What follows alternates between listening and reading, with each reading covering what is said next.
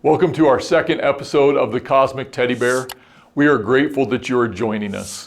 I told you in our first episode that our goal for this series was to take different metaphors found throughout the scriptures and to bring them in conversation with one another in the hopes of developing a more full, more robust understanding of who God is.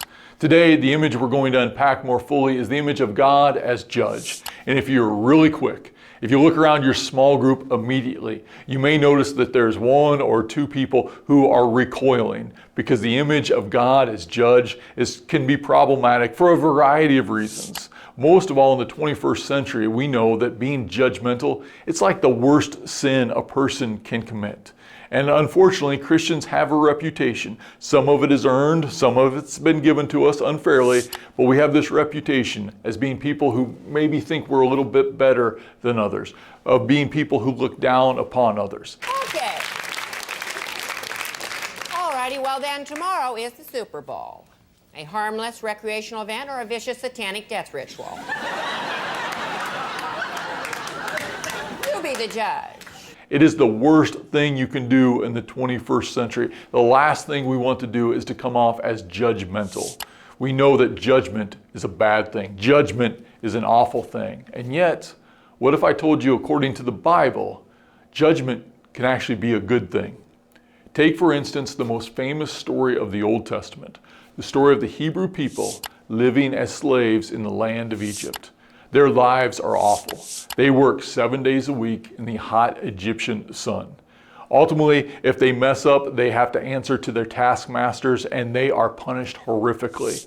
The taskmasters have to do this because they have people they have to answer to. And if you climb the pyramid, excuse the pun, eventually at the top, you find this awful king known as Pharaoh. Pharaoh is a tyrant. He is a cruel, arrogant, mean man who wants nothing more than to run his kingdom in such a way that it benefits himself. When God sees the plight of the Hebrew people, when God sees what this entire system are doing to people who are created in the image of God, God renders judgment. Judgment comes in the form of the plagues. And to be sure, judgment is harsh if you are Pharaoh. Nobody wants to wake up with boils on their skin. Nobody wants to wake up to see that their shiny new palace has been overrun with frogs, as was the case. And yet, judgment is a good thing.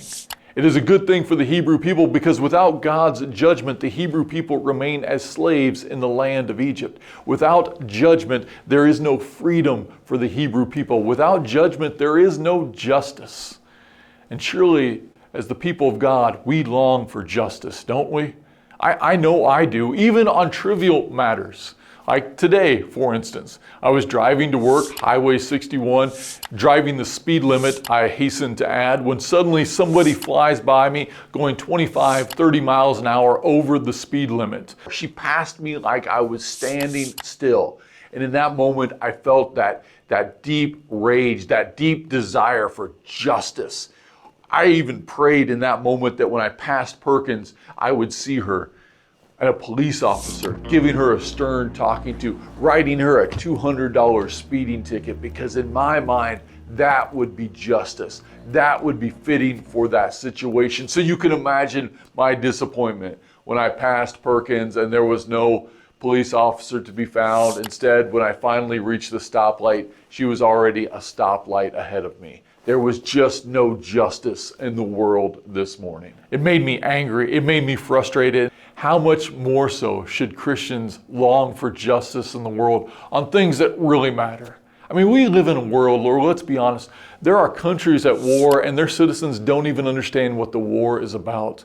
We live in a society where people are too often judged by the color of their skin. We live in a world where kids often do not have the resources they need to excel in life. We live in a community where there's senior citizens who've worked hard their entire lives, who can't afford the medication that they need to live. Those are just some. You can name 1,000 different examples. There is real injustice in our world. As the people of God, we want justice. But you cannot have justice without judgment. God's judgment leads to justice. And that's the good news of the gospel. That's the good news of this image. Because we know that God is a God who judges the world and who promises to set the world to rights. that in this life or the life to come, God is going to bring all things together, reconcile the world to himself, and in doing so, create a world that exists in justice, where there is no have and have-nots, that somehow, some way, in God's imagination, God is going to be able to reconcile all these things together. Dear friends, that's a good thing. God being a judge, it's a good thing because judgment leads to justice. At the same time, this cannot be our only metaphor for God. When this is our only metaphor for God, we fall into one of two traps. The first trap is the trap of shame. The second trap is the trap of simply being a jerk. Here is what I mean. People who think of God as a judge will sometimes walk through life thinking that God sits up in the heavens and lives to judge the iniquities of humanity. It's like God has a lightning bolt just ready to punish that person for whatever he has done or left undone. Friends, that is a big burden to carry. You do not want to walk through life thinking that nothing you have ever done, nothing you will ever do will be good enough, will be pleasing to the one who made you. That's not who God is. The other trap is simply becoming a jerk.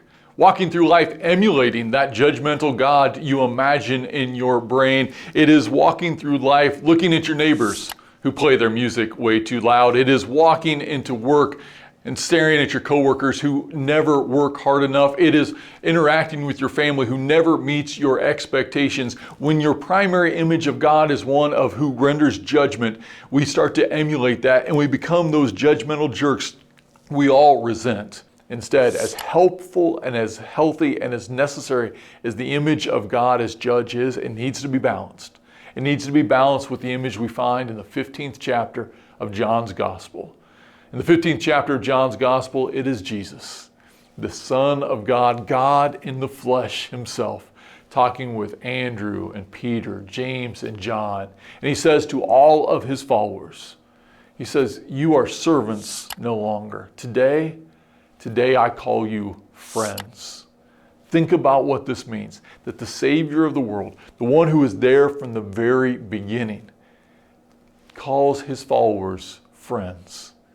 We are going to unpack what this means in next week's episode, that you are a friend of God. But for today, it is enough to say that the God who sits in judgment upon all of creation, the same God who sits in judgment upon you, is also your friend. Mr. Johnson will see you now. Hey, Where's the principal? I am the principal. How did that happen? I don't know. The God who sits in judgment upon all of creation is also your friend, who loves you, who, yes, wants justice, but who also has mercy. We hope you have a great conversation. Thanks again for joining us.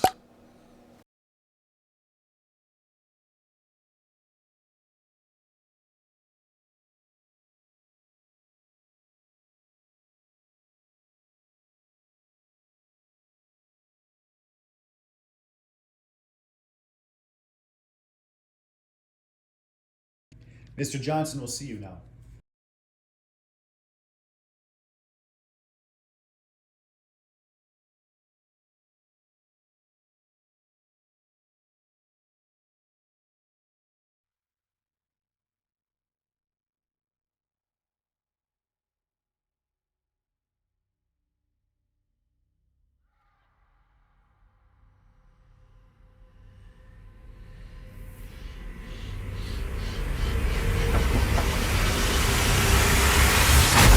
Hey, Where's the principal? I am the principal. How did that happen? I don't know.